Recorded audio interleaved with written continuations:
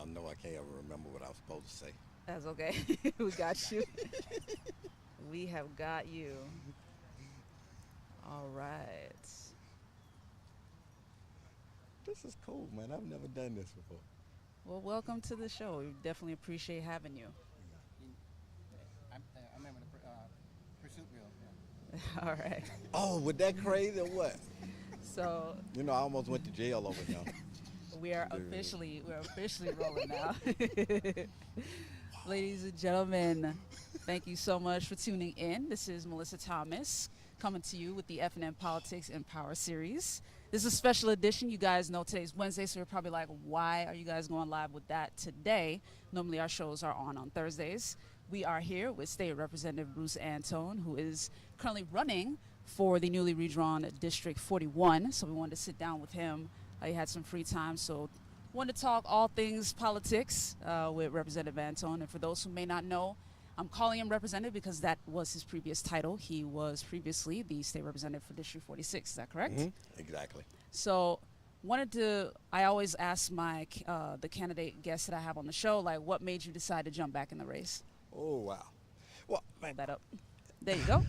the reason I jumped back in this race, man, is, and I say this and I don't say this easily, but I really care about people that look like me. I care about the community and I care about the residents. And I see what needs to be done. I mean, having worked for State Senator Buddy Dyer, man, you get a real up close, firsthand chance to see how the political process really works for people. And by working for him, man, I was able to help get some stuff done in the black community. And so I eventually ran and said, man, let's do some more good stuff. Anyway, but going back to why I'm running, is because I care about the community. I care about the district. And the representative that we have now, because of some political stunts that he pulled in Tallahassee, has basically rendered himself irrelevant in the process. And so if he's remains their state representative, he will be totally ineffective, unable to do anything. And so I believe that I could better represent the people. I can get a lot of things done. I mean, even after having served for 12 years, representing that same district, I learned a lot. But in the 2 years since I've been outside the process, I've learned even more about the process. So I'm like, man, I could really go back and do some even bigger and better things this time around if I go back. So I'm sorry that was such a long answer. But that's okay. No, that's good. Kind of talk a little bit about what you have learned since you've been away those 2 years in terms of that process. Is it more so you were doing some studies in terms of the state at the state level? Were you looking at things more locally in terms of municipalities? Were you looking at the whole spectrum? Kind of talk a little bit about that.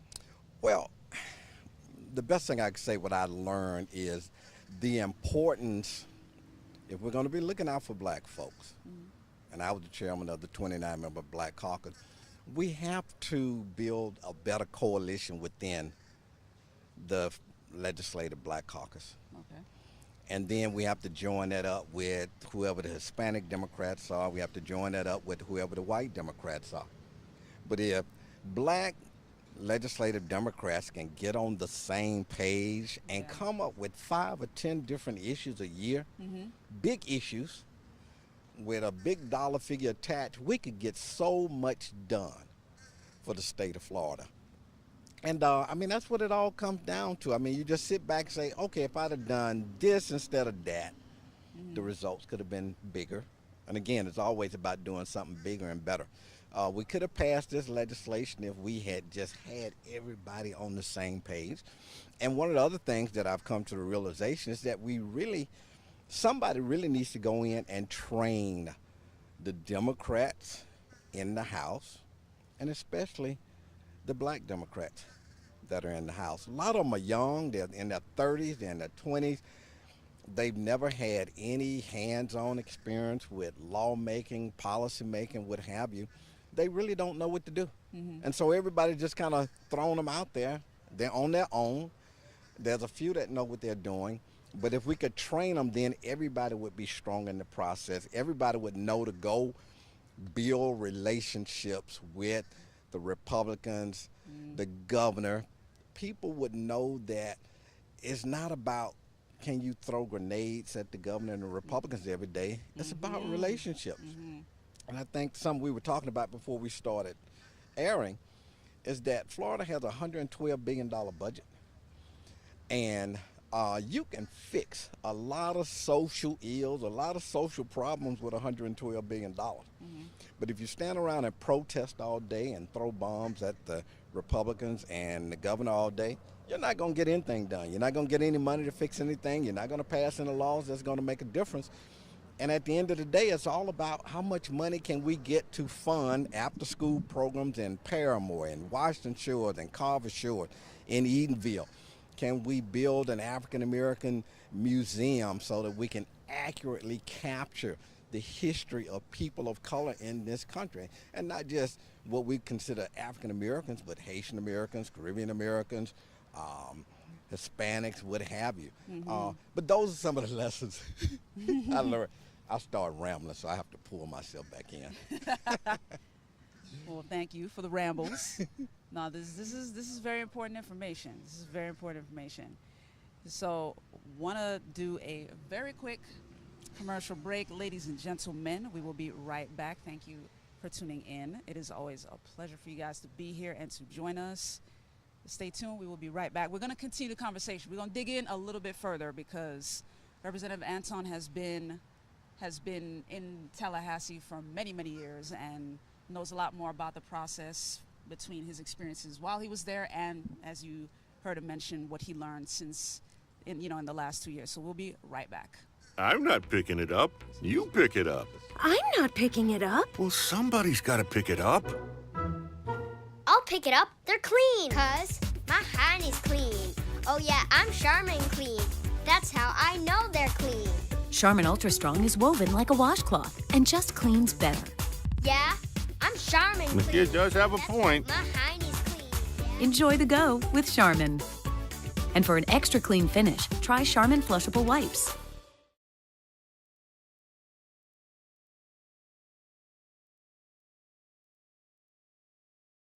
Thank you so much for tuning in. We are back. I'm with State Representative Bruce Antone, who is running for Florida House District 41, the now redrawn Florida House District 41. So you kind of gave kind of an overview as to where you want to see the Democratic Party heading. I did want to get your thoughts on sort of the scramble that we saw. Like once the new maps came out and the seats were made available, it looked like there was a huge scramble on the Democratic side for those seats. And just give us your thoughts on that scramble and some of the seats that ended up being vacated, if you will, as a result of that, because the Democrats are still the minority in the House. So kind of talk about that. Right. So let's just talk about District 41. There's 4 of us running in District 41 plus a Green Party candidate. And again, it probably shouldn't be that many. It probably should only be 2 of us, whoever the incumbent is and whoever's going to challenge him. But we don't have a group of people here that says, hey, man, we need to pick and choose our leaders. We need not let other folks pick and choose our leaders, but we need to pick our own leaders. We need to decide who's going to run and duke it out, and then whoever the best person is win. In the congressional race 10, Right. man, that's just a Huge. free-for-all. So there are some folks running. I have no idea who they are. We have a state senator running who's raised a lot of money. We have the former congresswoman running. She is a powerhouse within her own right. We have the former congressman running.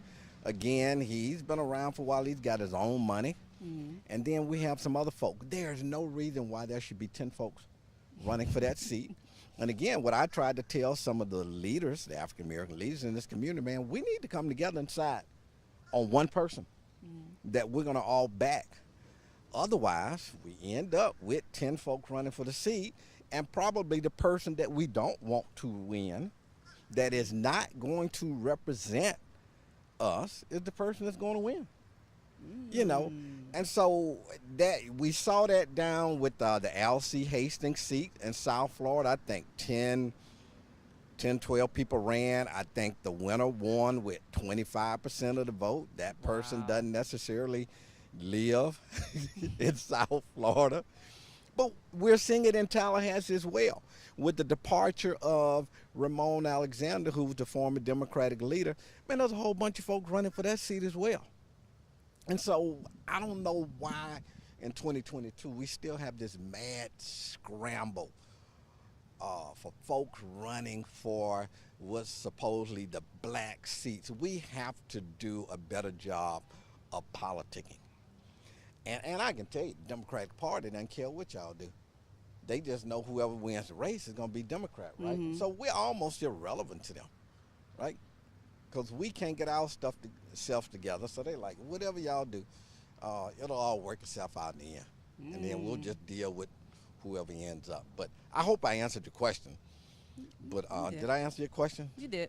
Okay. You did. All right. Thank you. Yeah. So in terms of the district specifically, District 41, that area, have you had the chance to kind of interact with constituents in that area, with the voters? Have you heard like their pain points? And if so, what have you been hearing? What kind of feedback have you been getting from them? All right. So District 41, which is from Highway 50 south to the Beeline Expressway, and then basically between Orange Blossom Trail on the east side and Metro West and parts of Acoa on the west side, is an area that I've represented 12 of the past 20 years. I've represented that area 8 of the past 10 years. Wow. The issues in that district are the same. The people, I don't care whether they black, white, Haitian, Caribbean, Bosnian, what have you, they need a strong representative. They need a voice. They need somebody who's going to address the issues in that community. So there's a lot of infrastructure issues, which may be city issues and county issues, but they need an effective representative that's going to stand up and say, man, you need to repave John Young Parkway from the East-West Expressway to I-4. You need to widen Raleigh Boulevard or Raleigh Avenue, whatever it is. I can't even think of what it is. Because it's ruts over there, right? You need to repave Bruton Boulevard because, man, folks knocking their cars out of alignments, right? Car just falling down in the hole and everything, and folk got to do repairs, right? So you need that kind of stuff. And I'm getting to your question. So you got serious flooding on Powers Drive, Yes. right there at Silver Star Road and Powers. Yes. You got 4 feet of water in front of the YMCA on Hastings, right? So you had a representative like me who goes to the former mayor, Teresa Jack. Man, you got to fix that. And she fixed that. So as I get out in the community, and again, I've always been out there, the issues now for a lot of people is the affordability of housing. Okay, so for folks that live in their houses, they already have a mortgage, they're okay. But for the folks looking for somewhere to rent, Yes. oh man, there is nothing available. 1 bedrooms go for $2,000 a month. My daughter lives she works in Tampa, downtown Tampa. And this is all part of the housing issue. So she got an apartment, and she took over somebody's lease in August of last year. It was Okay. $1,500 a month for a 1 bedroom, but she lives in Pinellas Park, so she had to drive across the Howard Franklin every day. And then just this month, the rent goes up $2,000 for a 1 bedroom apartment. That's all that was available. And so you got that same issue here. Folks cannot even find 3 and 4 bedroom houses Right. that they can rent for less than $2,500 or $3,000, right? And these are working families, not folks that's using Section 8 vouchers, but these are working families. Right. Okay, so you got that housing issue. We have to build more affordable housing for families, working families and working individuals. Next issue is gun violence. Yes. Just this past Saturday night, 7 folks got shot in downtown Orlando. Orlando, right? But every other week, man, we got folk getting shot out in the community. We've got to do something about that, okay? The next issue becomes teacher salaries. Teachers are leaving. They're overworked. They cannot afford to teach. Many of them are working 2 and 3 jobs. That should not be the case. So those are 3 issues. Then we got the health care issue. You know, not everybody qualifies for Medicare or Medicaid or the Children's Insurance Program. But we still got a lot of folks that need access to quality health care. And then just going back to safe communities, clean communities, man, can you put some street lights up in my community? Can you put some security cameras up in there? Can you pave the roads? You know, can you pick up the trash you go over on Broome Boulevard right now, 1631 Broome Boulevard? Somebody just dumped a whole household full of furniture, dressers, couches, mattresses, all of it just sitting there. It's been sitting there for 2 or 3 weeks. Wow. And so you got all that kind of stuff going on in District 41. So you got to have somebody like me who's going to make sure all that stuff gets taken care of. So those are the issues in the district. Awesome. Awesome. So, guys, this one is a special edition, as you heard me say. So we are going to wrap it up a lot sooner than our normal show. We definitely are grateful for Representative Antone for being available for today. And, of course, you guys, make sure you're tuned in. Follow us at FNN News TV on YouTube, FNN News TV on Facebook, so you catch all of our live streams.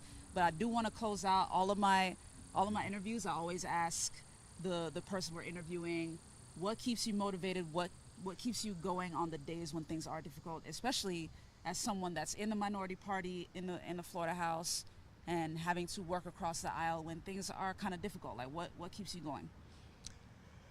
What keeps me going is really just I'm someone who cares about the community. I'm someone who cares about black folks and what we are not getting. We're not getting our fair share. We're not getting our fair share of contracts. Our black colleges not getting their fair share of dollars. Our black communities not getting the infrastructure they need. Our black communities needing more after-school programs. I mean, we just need so much. We're just trying to play catch-up. And so what keeps me going is I'm just a crazy clown that's trying to do right by people, right? Trying to make a difference. Don't need to have my name in lights. Don't need to get any kind of award, because they already told me they ain't gonna never give me no awards for whatever I do. So, but that's okay, right? So I'm just trying to do what's right for the community, because I know what should be done. And that's what keeps me going. In Tallahassee, man, I mean, that's the craziest place in the world. When I left in 2006, I said I would never go back. And so for 6 years, I never drove by that building, never had a desire to go in it. Somebody called me up one day, 6 weeks before the election. Hey, man, we need you to run because we need somebody to go. So dummy me went and did that, right? And so when I left in 2020, I said, I would never go back because them folks are crazy, right? So I'm calling my colleagues crazy. They are. I'm crazy for being up there. But then something hit me the week of qualifying. Bruce, you got to go help out, man. You got to go train these new young folks that's there, because otherwise we will not have any kind of effective representation in Tallahassee. And so the bottom line is, and what I used to tell the Black Caucus when I was the chair, if we ain't speaking up for black folk, ain't nobody else gonna speak up for us. Right. So somebody got to do it. And so that person just happened to be me. And so maybe as visions of grandeur or whatever, but that's kind of what drives me. It's just somebody's got to look out for black folk.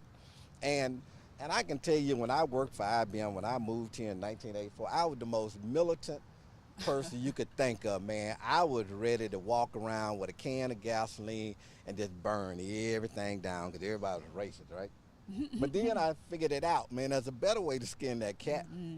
And so my boss comes to me and said, Bruce, when you get through being militant, we're going to promote you because everybody here likes you, man. We think you're doing a great job. I was the only black trainee out of 17 people. And so I was the first person to get promoted when I stopped being this militant person that was going to kill everybody.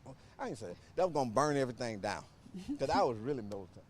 And so I was fortunate enough to go work for State Senator Dyer, starting this campaign, and I learned the process. You know, he's the mayor of Orlando. We've seen the changes he's done for this community. I mean, if we just talk about the Sunrail that don't nobody ride, you know, Lake Nona, you got 60,000 people in a new city. I mean, look at downtown Orlando, the venue.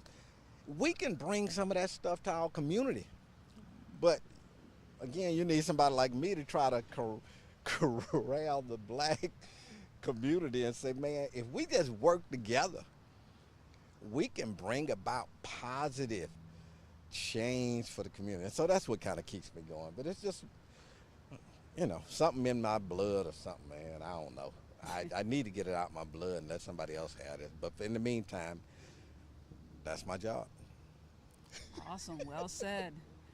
Well, thank you for being here. We Thank you. appreciate you. And ladies and gentlemen, thank you for tuning in. I will be back with you next Thursday with another edition of the FNN Politics and Power series. In the meantime, you have a great rest of your day. You take care.